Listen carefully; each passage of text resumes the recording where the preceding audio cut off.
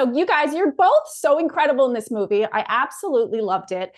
We do delve into their family a little bit in this film, which I absolutely love. So let's have a little family time. What do you think the brothers are watching on family movie night? Ooh, that is a Karate Kid. Yeah. You know what? I bet they're big Karate Kid fans. I bet you they are. Yeah. Absolutely. What else? They might be watching Jurassic things. Yeah, Jurassic. Guardians of the Galaxy. Yeah, episodes of It's Always They're Sunny watching in It's Always Sunny in Philadelphia. Philadelphia. Yeah. Yep. Oh my God, I like this. Okay, what's on the playlist? Because there's some great music in this. Some great throwbacks. Really great not only music that's sentimental from the game, but also some really great needle drop moments. We have some awesome soundtrack. Really great soundtrack. Tunes. Yeah. So what are you adding to the playlist? What do the guys have on their Walkman?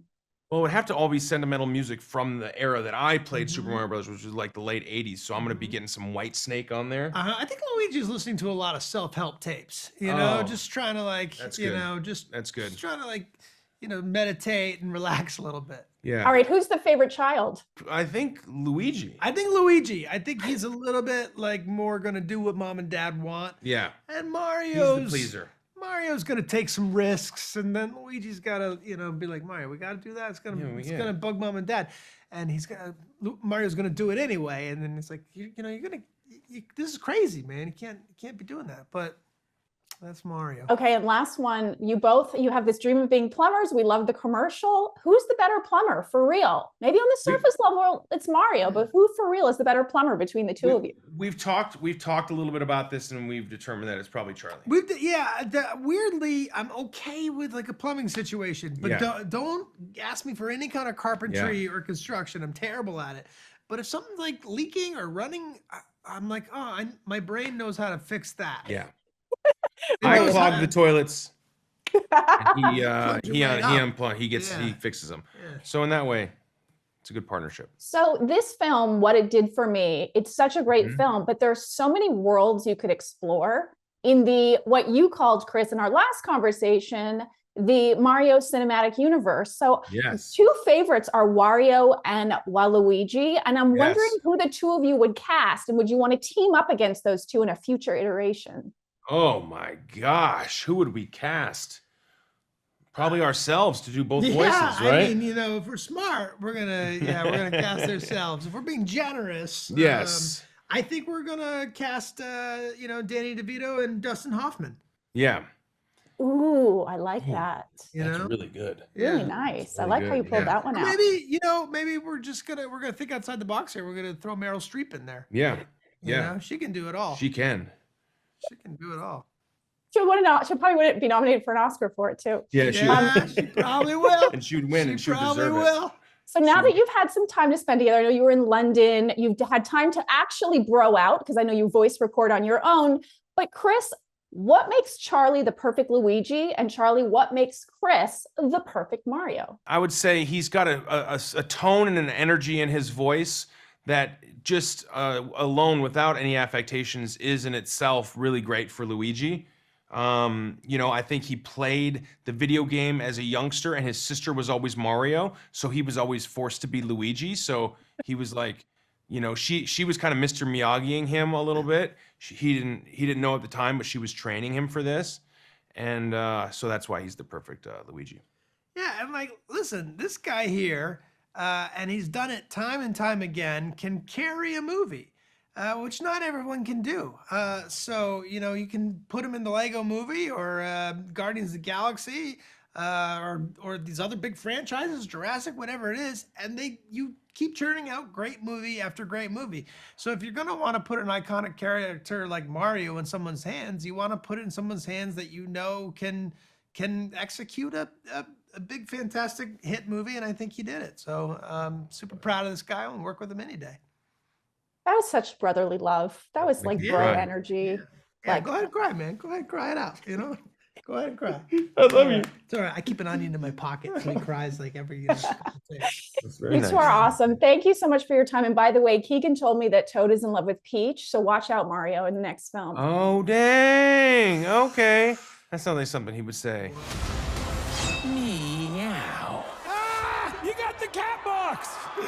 Oh my... I'm sorry. Okay. Now you die. First of all, I was looking for something that you had said online, and I found a picture of you from 2016. You dressed up as Mario for Halloween. I did actually. Were you miscast, Seth? That was me trying to get the role. It was lost. Clearly, they didn't. Chris Meledandri missed that one. No, but for real, why do you think you were better cast as Donkey Kong in this film? Because you were phenomenal. I'm not a role model like Mario is, you know. That's too much pressure, I think, for me. I think more of a maybe, yeah, someone who's more in a moral gray area suits me a little better. That's firmly where Donkey Kong lies. Well, he does, because he's been seen as a hero and as a villain. We can call him an anti-hero, but in this film especially, he's very famous, you know, in his world, and he's really feeling himself. So how did you channel the anti-hero, I'm super famous, I love myself energy? Because that seems like the opposite of you. It wasn't that hard. Living it every day. I rolled out of bed. That's how. Yeah, it wasn't that hard. It was pretty funny. Honestly, mostly what I thought would be funny was if he hated Mario. Like, that to me was was like, I just wanted a joke. I'm always just looking for, like, what is the joke in a scene-to-scene basis? Like, you know, what is something you can play, like a dynamic that can, like, live on throughout the course of a movie that the audience understands the setup and the parameters of it. And this idea that Donkey Kong is kind of this, kind of cocky, guy who really just wants his father's attention and has to, like, team up with this idiot that he hates in order to get it. That to me was a funny dynamic. Yeah. Well, he does want his dad's attention. His dad kind of just tells him what to do. And he's played by Fred Armisen. You talked about it a little bit the last time I talked to you. We talked about that energy. Like, how does Kong feel about that? And how do you feel about that? I mean, Fred Armisen's telling you what to do. You know, no one wants that. Of all the people you don't want to tell you what to do, Fred Armisen is high on the list.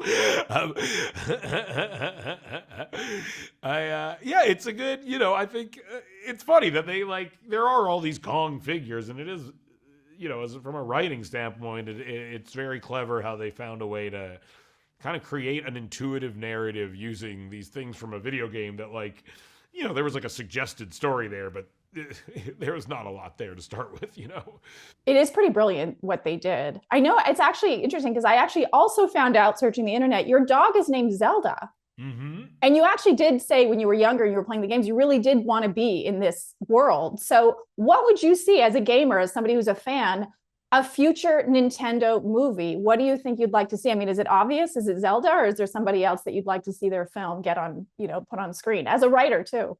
Zelda would be maybe. I'm not the person to bring that to life, I think. I think a Metroid movie would be cool. I always liked that game, and I always thought that was a cool character. I love it. If you can talk a little bit, I mean, fans have been anticipating the showdown, and they've showed a little bit of it in the trailer, the showdown between Donkey Kong and Mario. So if you can, without spoilers, sort of break down, watching it back after lending your voice to it and sort of your impression, because it's such an epic scene. It's actually my favorite scene in the movie. It was really cool. And I remember seeing like a very early animatic of kind of the introduction of the character and being instantly so excited that they were like just delivering, on everything I think you would hope a Donkey Kong's fight with Mario would possibly have. And I think there's a lot of again, it's one of those things where you don't want the audience's kind of projected version of it to be better than the thing that you were giving them in the movie. And I think that's what this movie does very well, is actually deliver better than you expected versions of these kind of settings and these sequences and these set pieces, Keegan told me Toad is actually secretly in love with Peach. We know Mario probably is. Is Kong also in love with Peach? Is everybody just in love with Peach? Kong's in love with himself. Bowser is coming. Together, we are going to stop that monster. How? Look at us. We're adorable. Hi, you look amazing as always. And actually, my very first question for you is about fashion. Okay. You are a fashion icon. Every time you step out on a carpet, people go crazy. I want you to break down Peach's style for us. Is she a style icon? Hell yeah. Absolutely. And I think that if you asked anybody on the street, they would say the same thing. I do have a personal penchant for the motorcycle outfit. It's so good. And I do think that that anvil is required. That's you need the axe. You need the axe with it. It completes the outfit. So all the outfits that we see in this film, is that the one that you're wearing in real life if we're doing like a live action on the street version? That is 1,000% my favorite outfit, for sure. So I wanted to talk to you about just this version of Peach that we see in this film. This is only the second time she has a fire flower, which is very symbolic of her power and her skills in this film. And I wanted to know, because I know you have Mad Max coming up, is she channeling Furiosa or is Furiosa channeling Peach? And can you compare their fighting styles? Honestly, it's the weirdest thing. I never thought that the two characters in my career that had like a lot in common would be Furiosa and Princess Peach. So that's like quite surreal for me. And funnily enough, I was working on both of them at the same time because I did a lot of voice work in Australia. Yeah, compare their fighting styles. I think Furiosa is more dogged in the sense that she's just like straight in, full force, like go for it. Peach is, I think she adds a bit more flourishes to what she's doing. She likes a flip. She likes to make it look attractive, does our Peach. She does a very good job. I love her power. It's very elegant. She is very elegant. It's funny that you were doing the voice recording. Like, I wonder if Peach sort of bled into Furiosa, like when you would go on set, if you had to like change the voice up and be like, oh my gosh, what am I, I want to talk about, there's a line in the film that you say that I think is my favorite line in the film. And there's a huge universe out there with a lot of galaxies, and it gets everybody, of course, excited about what could be the future. I think people would be very excited to see a Super Mario Galaxy. As the fact that you're now an aficionado, which world would you like to see explored in a future movie? And which world would you like to see Peach in? Ooh, I think I'd love to go underwater. I think that would be super fun. Like, I'd love to see how that's animated. I think they've done such a beautiful job of creating paintings out of every frame in this movie. Like, it's genuinely just beautiful. It's the most beautiful animated movie I've ever seen. So I'd love to see how those characters are drawn in water. I think that'd be pretty cool. Maybe there's like a Mario Sunshine universe where they're on an island. No, I'm thinking about specifically Mario Kart. The name's escaping me right now, but like the track is both underwater and you kind of like go all around. Yeah, it's really cool. You just got me very excited for that. I did not know. I did not know about that one. So argue your side of the story. So Bowser has a really cool crib. He has the airship. Peach has her castle. Who has the cooler crib and why? Ooh. I feel like I'm cheating if I don't say Peach, but I would say that it would be fun to like have your house move around with you. That's pretty great. That's like a good thing for like turtles and tortoises. It's kind of cool that your home just goes with you wherever you go.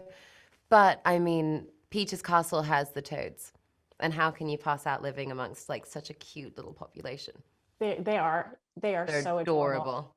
And I know you wanted to take on this role because this is a different version of Peach. So what can you tease for fans that are so excited to see about her? What do you think people are going to be surprised about? And what sort of surprised you about playing her? I think I was surprised at how inspiring I found a character that I voiced. It has nothing to do with my voice. It has nothing to do with anything else. It's the character itself. She's so tough, so compassionate, so kind, so on top of everything. And she's determined. It comes from a place of love, like true love towards her people, but she's just not going to let anything happen to them by any means. And I think that determination is really inspiring. My army! Koopas!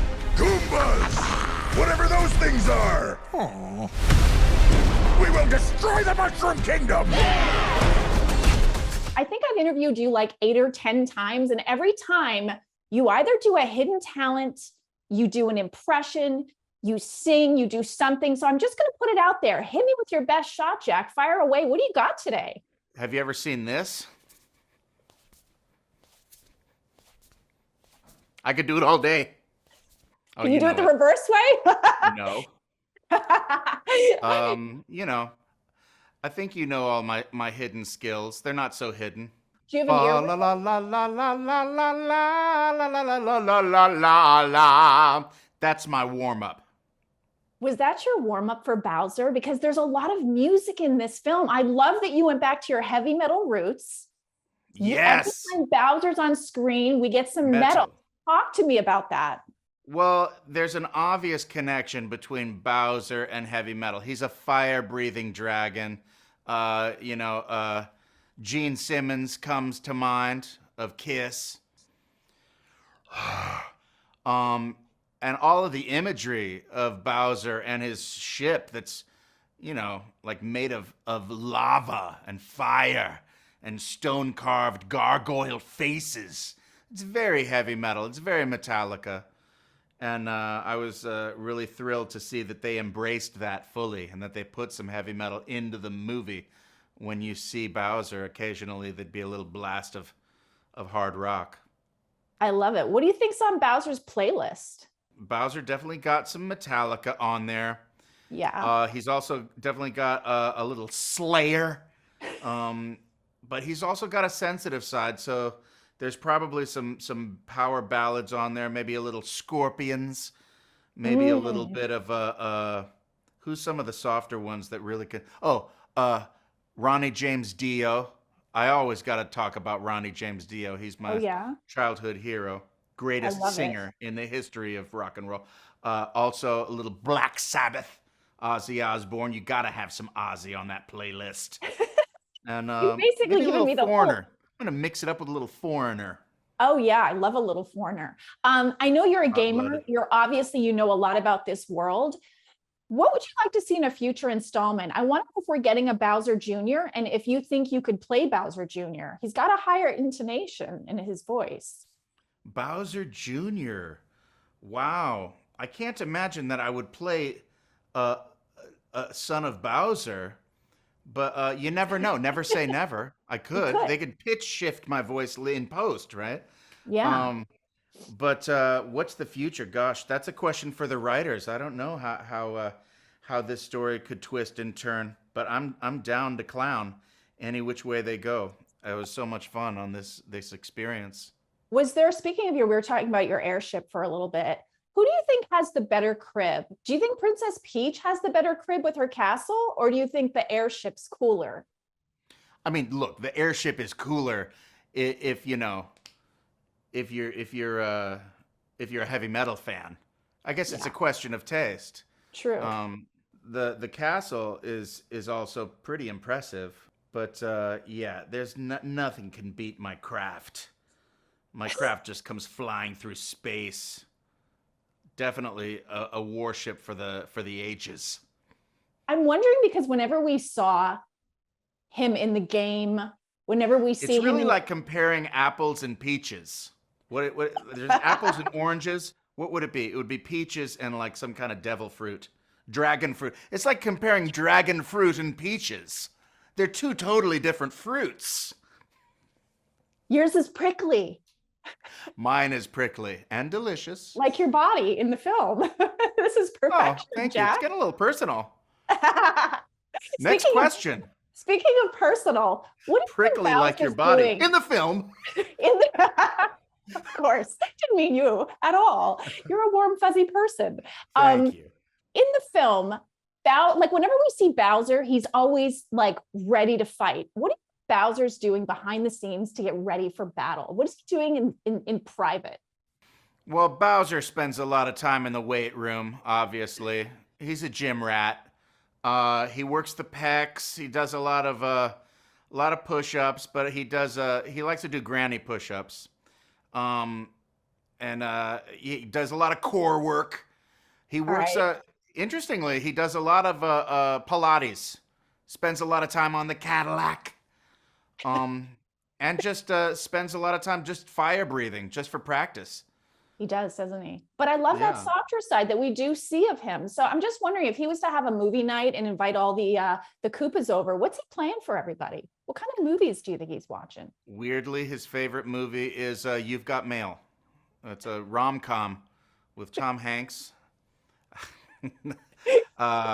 Yeah, he's a softie when it comes to cinema. He does like those love stories. He has refined taste. I like it. If you could perhaps compare Bowser in the game to the Bowser we're going to see in the film, if you could sort of like dive into that a little bit. He also loves When Harry Met Sally. You weren't done with that scene. I'll have what she's having.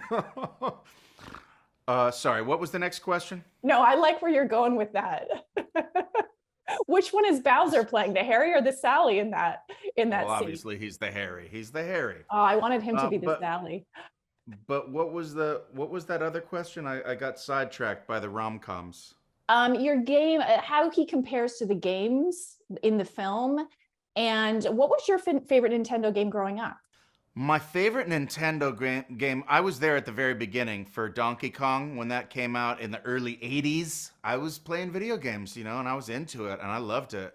I was obsessed with it. I played it every day after school for years. But how does Bowser compare to the Bowser in the video games? I mean, in most of the video games featuring Bowser, he doesn't say anything. He's just grunts and groans. I mean, we got a fully fleshed character here.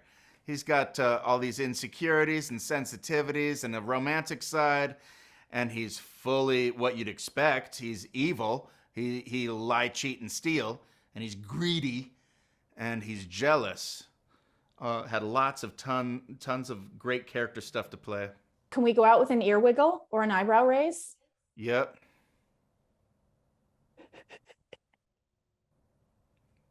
You remain my That's all I favorite, got. Jack. I gave you the full arsenal. You gave me everything you got. You hit me with your best shot. I appreciate it. And I love the t-shirt. Hit you with my best shot. Excuse me, everybody, coming through! This guy's brother is going to die imminently! Out of the way, please! Just trying to clear a path. That's all I'm doing. He's gonna be fine. Now that I've seen this movie, I told you before that Toad was adorable, and now I think he's extra adorable. I was smiling from ear to ear every time he was on camera. Now, he does find a way to get himself into every situation, right? Like he's sort of, I wouldn't say the third wheel, but he finds a way into all the action around Princess Peach a lot. So settle the score for me. Is he secretly in love with Princess Peach? 100%. He is. Okay. 100%. Yes.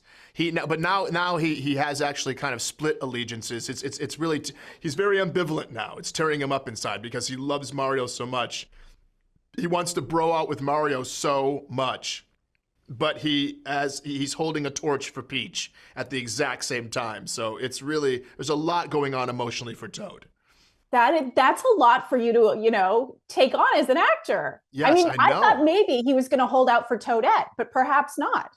No. I mean, he's not. He really, I'm telling you here, this is the scoop, is that he's in love with Princess Peach. Is he going to end up with her, do you think? You know what? Listen, if I have anything to do with writing the next movie, that's exactly what's going to happen. So you'll see. We'll see. Okay. I love that. I love that. I mean, I won't, but.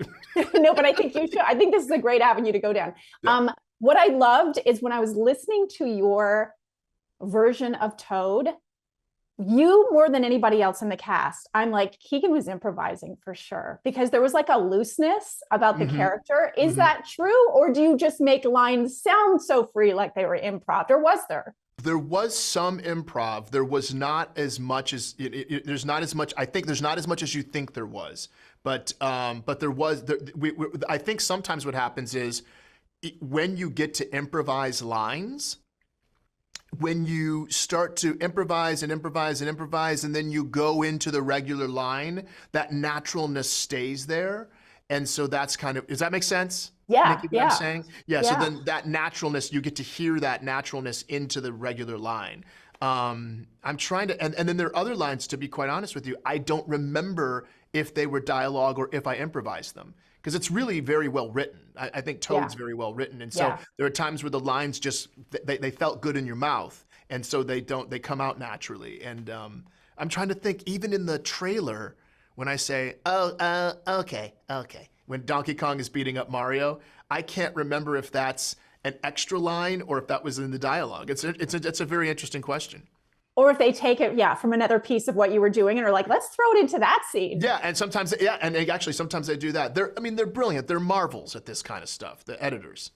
It is so good. This film is so darn good. It's going to explode. People are going to love it. The last time we talked, you showed me how you got the Toad voice, how you were going higher and higher and higher. Once you had the voice, I want to go a step further. Were you walking around the house in the Toad voice? Were you singing in the Toad voice? And did you play other Mario characters in your preparation for fun? No, I tried to stick with exclusively with Toad. Okay. So that any sounds that Toad would make, because I still wanted to kind of reference any of the sounds that he's emitted throughout the years that we've heard him doing. You know what I mean? Yeah. So I wanted to make sure that was still intact, that at least so that we're honoring the character. But for me, most of the reason to stay in the voice was, just pretend I'm sucking on helium. Just pretend I'm sucking on helium and wearing tight pants all the time. So that'll do it. That'll make your voice that'll keep you up there. So I read that you were you were a huge Donkey Kong fan growing up. Love Donkey Kong. That was my game. That was my favorite video game as a kid. And I used to go to the arcade and play that game. I only played 2 games. I played Dig Dug and Donkey Kong. Those were my 2 games. And then when we got a console at home, I was like, oh my gosh, I get to play Donkey Kong all the time. My poor television was like, bro, you're killing me. What are you doing? What are you doing? You got to stop. But I would just keep playing and playing and playing. I loved Donkey Kong. I loved Donkey Kong too. Yeah. It was my favorite game. I loved it so much. So let's go back to that. If you were going to write a future, Chris has sort of set up that this is the beginning of the Nintendo cinematic universe. What Nintendo game would you like to see in a future film? You know who would be interesting? I think it would be interesting if we opened up like the Kirby world. Oh, yes. You know what I mean? I just like when Kirby goes and sucks people into people into him to get abilities. Like what would the reason? That's one thing I like, is that you get to start to justify why behaviors happen in the universe or happen in the world. Like what is the reason that he sucks like people and like things into him? Like and is he from a whole world of Kirby's? Like it's that question mark comes up to my head in a big old block that you can punch that coins will come out of. I think you could play. I mean, this is the thing. You don't sound like you in this film. You can voice other characters. That's right. I could. Hey, listen, whatever they would like me to do, I'm game. You're down for it. I am. Okay, you might get this question a lot, but I'm going to ask it. If Key and Peele were dropped into the Mario universe, into the Mushroom Kingdom, what would a sketch possibly look like between the 2 of them? What would a sketch possibly look like? I think what it would probably be, it might be, because one of our expertise on Key and Peele is doing name sketches, sketches with names in it, is to think of all of the different names of people, and we do this a little bit in the movie, the different names of mushrooms. You know what I mean? Like what you would name the different mushrooms. What's going on, Chantarelle? How you doing, Morel? You good? Okay, good to see you. Where's Hen of the Woods at? With my boy, and then they're like a rapper. Who would be a rapper in the Mushroom Kingdom? King Oyster. You know what I'm talking about? I know. Just name all the different mushrooms, and see how you could figure out like is there a band where all the members of the band are a mushroom, something like that. I got to think about that. What do you think is on Toad's playlist? What is on Toad's playlist? Lots of psychedelic music. It has to be. I mean, what are we talking about? If you eat a mushroom and it makes you bigger, what kind of mushrooms are we talking about, right? You know what I mean? So lots of Jefferson Starship, Jimi Hendrix, you know what I mean? Strawberry Alarm Clock, Iron Butterfly, good psychedelic music. I love this so much. I love the direction that we're going with all this. If you can, without spoilers, you do kind of bro out a little bit with Mario in this film. Can you talk about maybe a scene, sort of break down, maybe watching it back as a fan, your sort of favorite moment for Toad in this film? Well, I think one of my favorite moments for Toad is the very first moment that he experiences Mario, because you see how up for showing him his world he is. The other thing we have to remember is the very first thing Toad does is protect Mario. The very first thing he does. So it's foreshadowing for the rest of the movie about how he feels about Mario, is that he tells him not to eat that mushroom, and that it'll harm him or that he'll die. And so it shows you what kind of being Toad is, that he cares, And when I watch that back, I think about that and I go, oh my God, I never thought of that before. But look at how much she cares. Because I'm so, in the performance of it, I was so shocked. You know what I mean? Like, don't get away from that mushroom. But when you think back, I go, he's a hero, He's made of good stuff.